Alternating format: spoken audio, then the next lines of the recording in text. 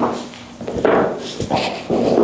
right, hey y'all, welcome back to my channel. Today I wanted to get a quick garage workout in. I wanted to take maybe 45 minutes tops. Like I'm not trying to be in here for too long. I figured I would record it, explain kind of the form, what I'm focusing on to make each movement really effective, especially if I don't have a whole lot of time. So we have in our garage here, this, like, it's by the brand Evil Pow. It's a big Smith machine. There's some cables, a couple different stuff. So it's gonna be like a minimal equipment type of one. And then between sets, just to keep myself occupied, I figured I'd just answer some pretty commonly asked questions that I get about like training and nutrition. So let's get into it.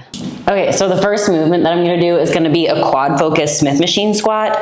For a quad focus, I really wanna focus on making my knees bend as much as possible. So I'm gonna stand my feet a little bit in front of me and then keep my torso pretty upright. So if my hips can't go backwards and hinge back, that's gonna minimize the glutes, because that hinge, think of like an RDL, that's gonna get more glute involvement. And then if my hips stay underneath me, that forces my knees further forward. So I get more knee bend, which is gonna be more quads. Think of like a leg extension machine where your knee is bent and then you straighten it. It's your quads job. So I'm just trying to maximize my knee flexion. And I've got some spine issues if you did not know that. So I don't load anything super heavy on my back. So I do a lot of tempo work. So I'm gonna do a 4-second eccentric or on the way down, and then I'm gonna pause for a second at the bottom and then push back up.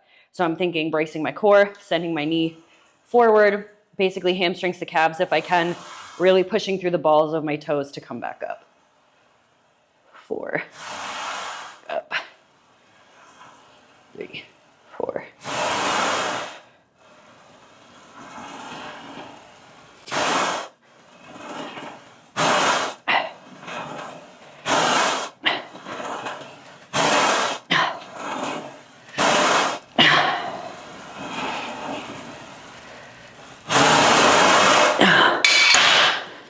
So that was probably like RP of like 6 out of 10. It's like 10 reps. Usually for a squat pattern, I'll go like 8 to 10, maybe 12 is probably the highest I'll go rep range, because otherwise it turns into like cardio basically. So typically I'll do a warm-up set, because that was my first movement. Not going to failure. I'll load up a little bit more weight. Try to fall in that like 8 to 10 rep range window. If I'm getting a good bit over that, I'll keep going. If I get to like 15 and I still have more, I mean, I kind of know if I'll get over 15.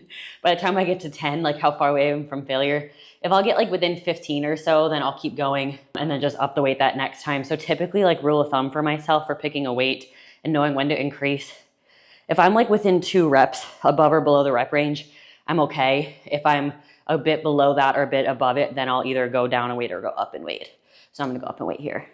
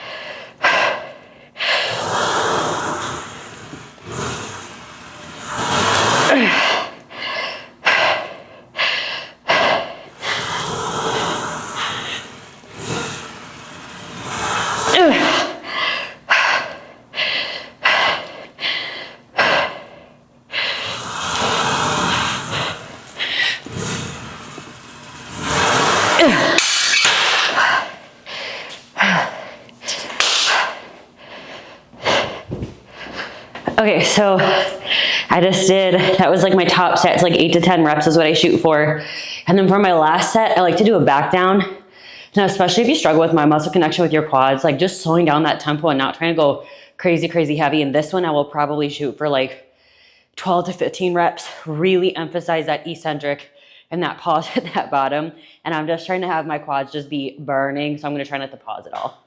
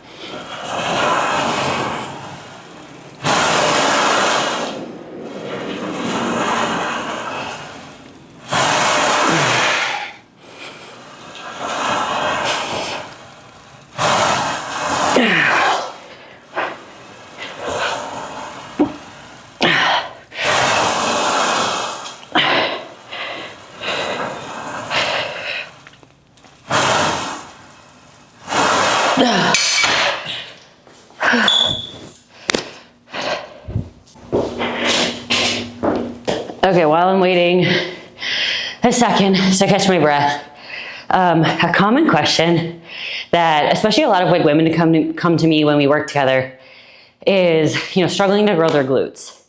And there's a few different things that I think go into this. I think the biggest part is just not understanding the musculature of the glutes and how it works and the different movement patterns that each part of the glute is going to contribute to. And I think if you understand that, you understand like why you're doing certain movements wrong. Which is what I'm hoping I can explain with like a lot of these movements here and like with my content, is just help you understand how the body actually works with those muscles. And if you know what the muscles are supposed to do, it's easier to get them to do it. And then the intensity is a really big thing. But intensity doesn't just mean like you just move as much weight as possible, as many reps as possible. Like you need to actually have intent for that muscle controlling that weight and taking that muscle controlling that weight to failure, not just like trying to hip thrust till failure and like just anything possible moving that weight around, if that makes sense. Because it's really common that people aren't using their glutes for like an RDL, a hip thrust, reverse lunge, Bulgarian, different things like that. So slowing it down, understanding what muscle we're trying to work, what the movement pattern does, and just going slow with that eccentric. Like that's a lot of why I like to do a lot of eccentrics. I can really focus on that target muscle being what's controlling and moving that weight. And then honestly, just like time. I think filming is also really helpful. If you know what it's supposed to look like, you can watch yours back and see if you're not doing it correctly. But then just time and like repetition and continuing to do that. And that's probably the biggest thing with new clients also that get kind of frustrated where, okay, they've never been able to grow their glutes because they've never done it correctly. They've never actually focused on using their glute to be able to control the weight. So it's a whole new ball game, and it can be really frustrating if you feel like you're kind of starting from square one. But the biggest thing I say is like, let's actually look at it from a really positive perspective of you've been doing it wrong this whole time. Now we're going to do it right. Now it's going to be way more fun to do it too. So we actually get like enjoyment out of it. And then we get to see the progress. Of course, if you're like eating enough is the other like nutrition side of things of being able to grow your glutes. You have to like actually eat enough to add more muscle tissue to your body. We have to have more food above like what you're already currently eating to maintain your body if that's what you're doing. I honestly believe like if you could just like learn to love learning about this kind of stuff, it just makes everything so much easier. Like as soon as I started switching the content that I consumed, I switched my major. I was a little extreme with it, but like everything around me around this type of stuff was more of like the education versus like the gimmicky. And that's when it finally like clicked and I stopped doing all the gimmicky diet culture bullshit and was actually able to see a good bit of change in my physique, which ultimately was like actually building more muscle. So I feel like I'm like caught my breath enough. Let's do the next exercise. Okay, the next exercise, I'm gonna do a straight knee RDL so I can bias more of my hamstrings, because that's kind of the only hamstring movement I can really do here is like a hinge. I wanna get a yoga ball eventually to do like hamstring curls with that. So for now, we're gonna use these. I like doing it on the Smith machine because I can really focus on going nice and slow, controlling that weight. The thing that helps me if I'm on like a fixed path like this is, so obviously I'm gonna focus on like hinging my butt backwards, but I'm also kind of gonna go forwards a little bit, and I'll explain that in a second here. But just to start from like the ground up of our form for an RDL, whether it's hamstring focused or glute focused, your feet are gonna be hip width apart, toes pointed straight ahead. The bar or the dumbbell, whatever you're using, is gonna be over the mid part of your foot. So like where the ball of your foot is where we want it to be. When I'm doing hamstring focused, I'm gonna minimize the knee bend, because when you bend your knees, it disadvantages your hamstring. So think about like if I stood here trying to touch my toes, I'll feel my hamstring stretch, but if I bend my knees, I don't feel my hamstrings. So if you want more glute, more knee bend, less glute. For more hamstring, then less knee bend. When I go to get started with it, I'm gonna have it, like I said, over my midfoot. I'm gonna have my core braced, my shoulders down and back as I'm grabbing it. And then I'm thinking, I'm trying to like press my whole foot into the floor right now. So not just my heel, but like the inner part of my foot and the ball of my foot too. And then from there, I'm tensing my hamstrings and I'm hinging my butt back and also hinging forward a little bit, going really slow. Here, it's gonna stop my range of motion, come back up. Just because of the range of motion here, I can actually stand on something to give me a little bit more range of motion. Right now, I'm just gonna be okay with it kind of hitting the bottom and knowing I'm gonna come back up. So I'm thinking I'm hinging my butt back and a little bit hinging forward, but I'm controlling that with my hamstrings. And then to come up, it's like I'm trying to like press the gas pedal, if that makes sense. And trying to drive through my foot to pull my hips forward again, up into hip extension. So it's not an up and down movement, it's a forward and backward movement for the most part.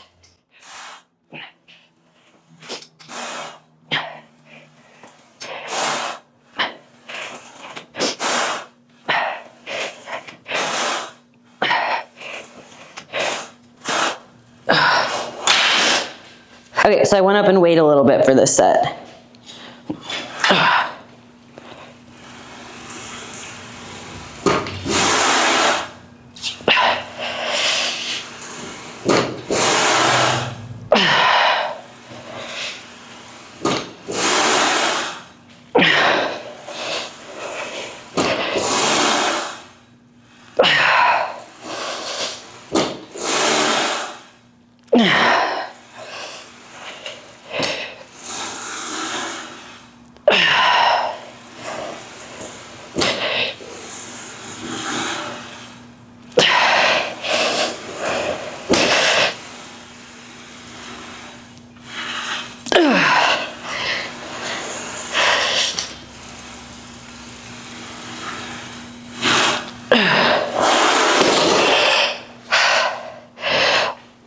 One thing about me is that I don't really count reps. Like I kind of do, kind of don't.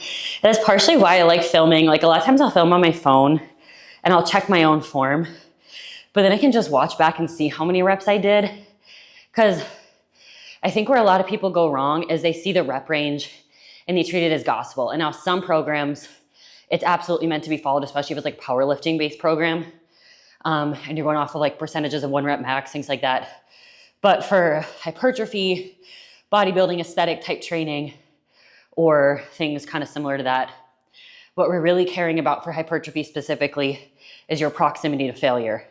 So if we're like 1 to 3 reps shy of like actual failure, like that muscle actually can't contract and move that load again the way that we're supposed to for that exercise, that's failure. And what that's communicating to your body is, oh my gosh, she did this thing that was literally so hard we could not do it, or we could just barely do it. And you keep doing it each week and you keep progressively overloading each week. So your body has to meet those demands because it doesn't want you to struggle. So it's gonna build more muscle. Again, assuming your nutrition and everything is in like a good spot. So the reason I explained that is I had an idea in my head of how many reps I was going for, but I ended up doing, if I counted correctly, a little bit over that just because I could with the weight that I used. And then I'll take that information. If it was, again, like 2, 3, 4 reps over where I thought I was supposed to hit, I'll add more weight. If it was kind of right on that ballpark, I'll probably stay there. All right, next exercise is gonna be a hip thrust. Now these are ones that get messed up a lot, so I wanna break these down. As far as where we want our positioning of everything, so you want the bottom of your sports bra on the bench, so right below your scapula. Obviously, this is going to go over your pelvis. I don't have like a barbell pad here, so I'm just going to use my hoodie and hope that that's enough. I'm not going crazy heavy with these right now. At the top of the movement, you want your knees to be at a 90-degree angle, so your ankles and your knees are going to be stacked, but then your knees, your hips, and your shoulder should all be like in line. This bench might be a little tall, so I'll have to see. And then when I'm actually hinging and scooping, I make sure I have a neutral pelvis, so my rib cage is stacked over my pelvis. As I go to come down, I don't do like this scooping method that's gonna arch my lower back. I can't feel my glutes when I'm doing that, and I just feel my back getting involved when I'm doing it. So I'm staying in this hinging motion. I feel like I might need to bring this a tad bit forward. A lot of times it's just you monkey around until you figure it out. Since I have a harder time feeling my glutes because of my spine injuries, if y'all heard me talk about that, I go really slow on these. So I'll do a 3-second eccentric, bringing my hips like they're coming down underneath me, and squeezing my glutes to come back up. 2, 3, 2, 3.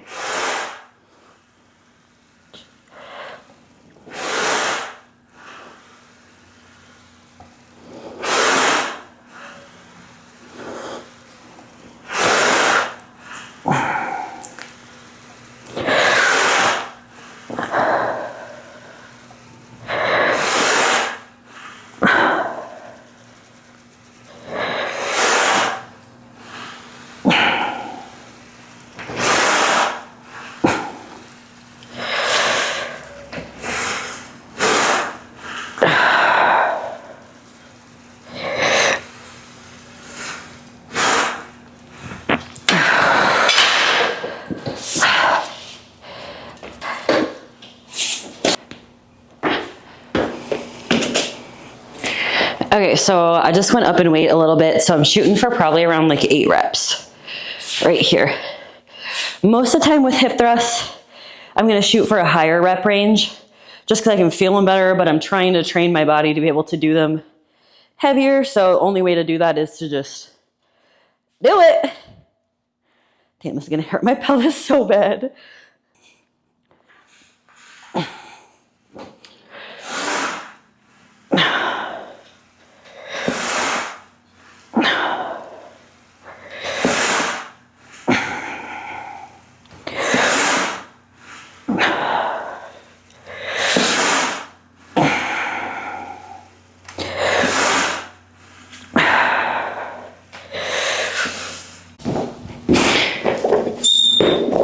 Okay.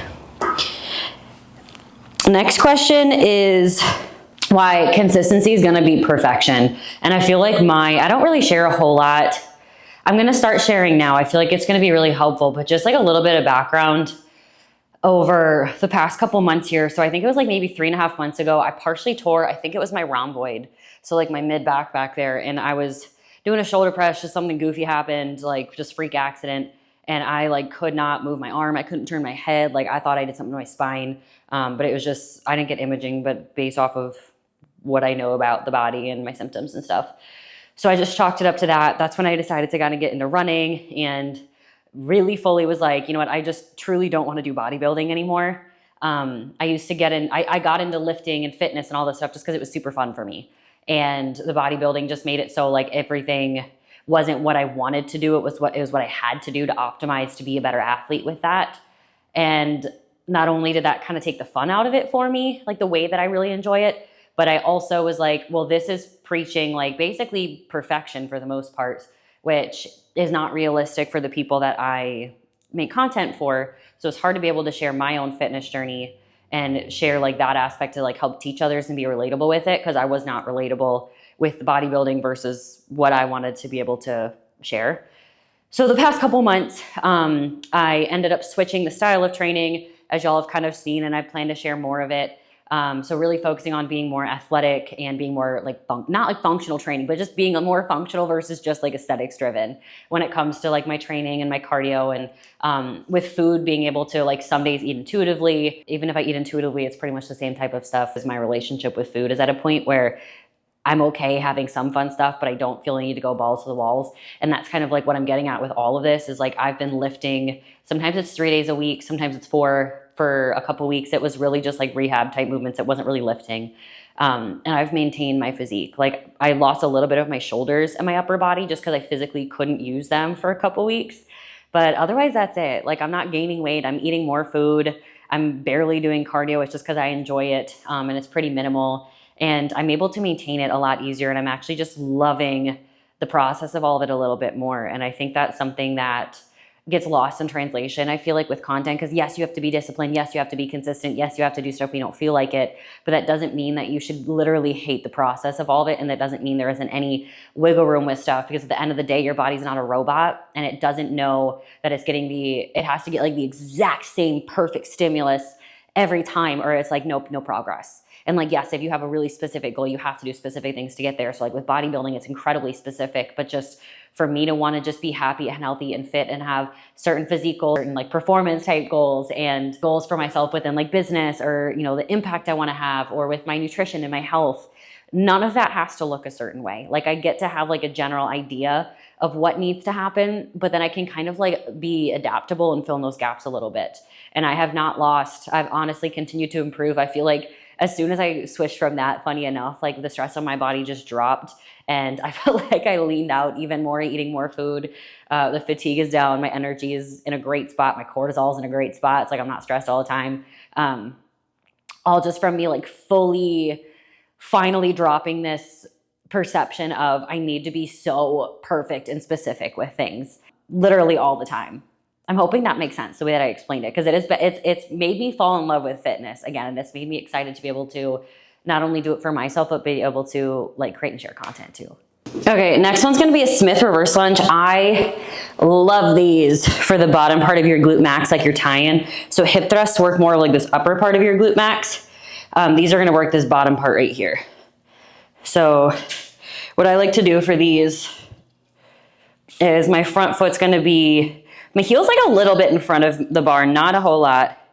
And then what I'm gonna focus on, opposite of with the quads, is I wanna keep my knee over top of my ankle. So at the bottom, my knee's at a 90-degree angle to minimize as much quad as possible, minimize as much knee bend. And then as I hinge backward, I'm pushing my butt back. I'm also really thinking about tensing the bottom part of my glute, my tibium, and driving my heel into the floor. My foot's like hip width apart, by the way. I feel like that's pretty standard, but just in case you didn't know.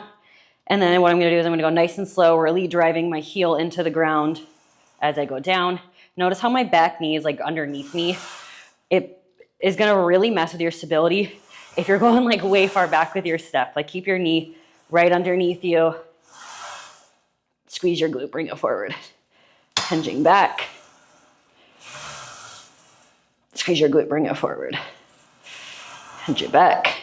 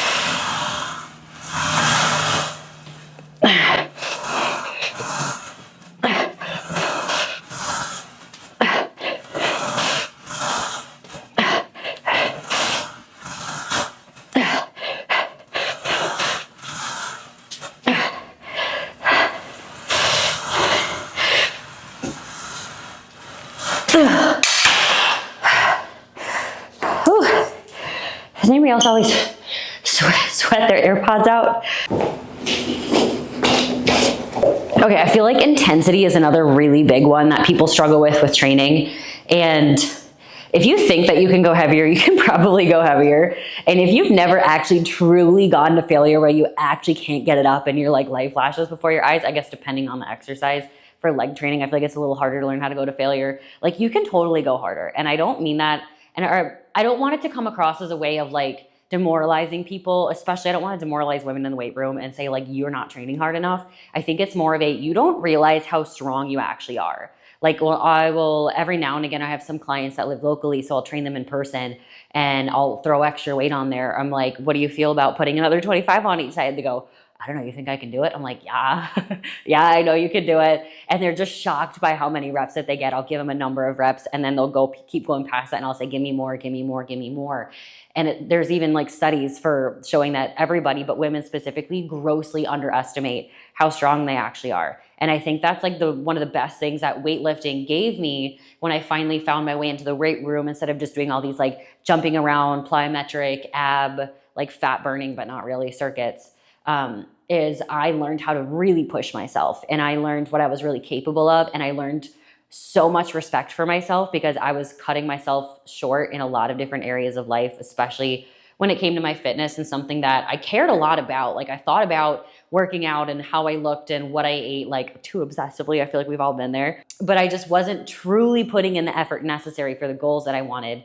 And there is no better feeling, of course, like reaching your goals, but actually being like, holy shit, I'm finally putting in the work. Like that, I feel like where the fulfillment and the enjoyment actually comes from. And that's where I feel like I wasn't feeling very fulfilled or getting a ton of joy previously, because while I wasn't at my goal, I also deep down knew that I wasn't truly giving what my all was. And I didn't have quite as much respect for myself, if that makes, not a bad way, but like, I just didn't, I have so much respect for myself now of being able to really push and load up weight that I'll be like, I would have never done that before. And I can get like a ton of reps and still have more in the tank. Like it really is the most empowering thing being a woman in the weight room and realizing what you're capable of. So if you think that you can go heavier, or if you think that you can do more, just ask yourself, like, one more. Do I have one more? Can I put 5 more pounds on this? Can I try a heavier weight next time? Because the worst that happens, for the most part, is like you just don't get all the reps that you thought, or you couldn't get it, so you go back down. And like I would encourage trying this on exercises that are like safe to be able to like fail at if you need to, but I don't know. That's like one of my missions, is I'm hoping to be able to share a little bit more of like actual training footage, so I can show the intensity that I'm pushing to, and like show, I mean, I'm not like the strongest person ever, and I'm not trying to be like freaking She-Hulk or anything, but just showing that I'm not using like baby demo weights and baby demo intensity, if you will, to show what it really looks like to train hard. And like, I don't know about y'all, but I really don't think I'm bulky. Okay, so this next movement is a rotational B stance RDL. I'm doing it with the cable. So basically, I'm trying to target my glute max and my glute med, because I don't really have a whole lot here. I can do my upper outer glute, so the rotation is what's gonna get it. So I got a B stance, so I've got most of my weight on the working leg. Other foot's just back here for support. I'm gonna just put my hand against the Smith machine just to stabilize, and I'm holding with the opposite hand. What I'm gonna do is, as I hinge back, I'm gonna rotate towards the working leg, so I'm stretching that glute max and that glute med. And then I'm squeezing it and pulling it towards it. Hinging back.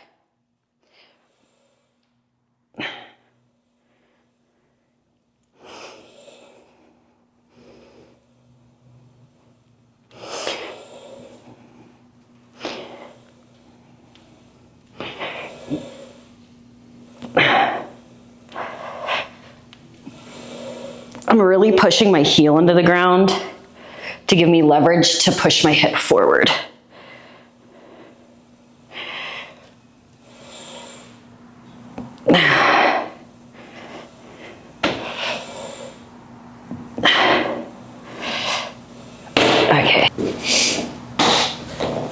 Okay, and then I feel like what to eat around your workout is a really big question. So I feel like that was the other topic I want to be able to cover.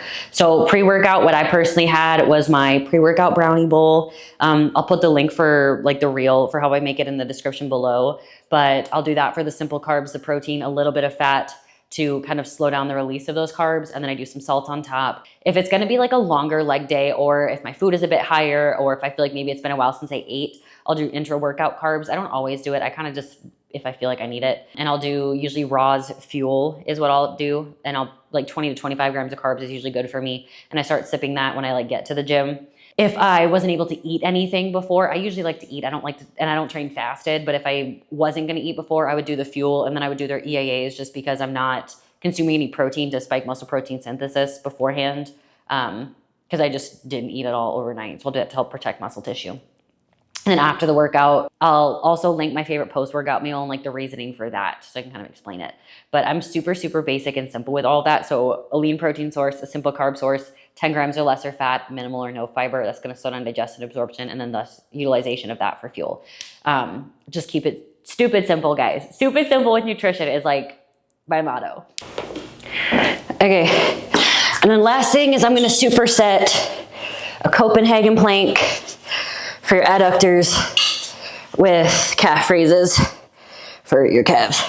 Copenhagen plank is inner thigh, but then also some abs. I'm really sore right now, so I'm just gonna do them with my knee up versus like my leg all the way straight.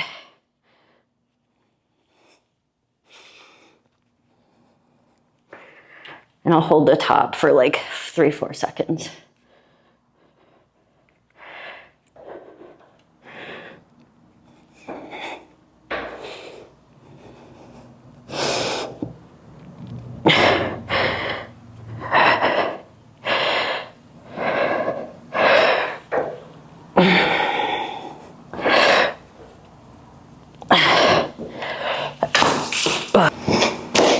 Okay, I don't have a good way to get an angle for calf raises. I'm gonna talk to you and then I'm just gonna show you.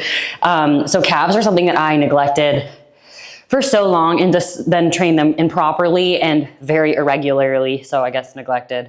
Now that I've actually been training them, they've actually been growing a ton.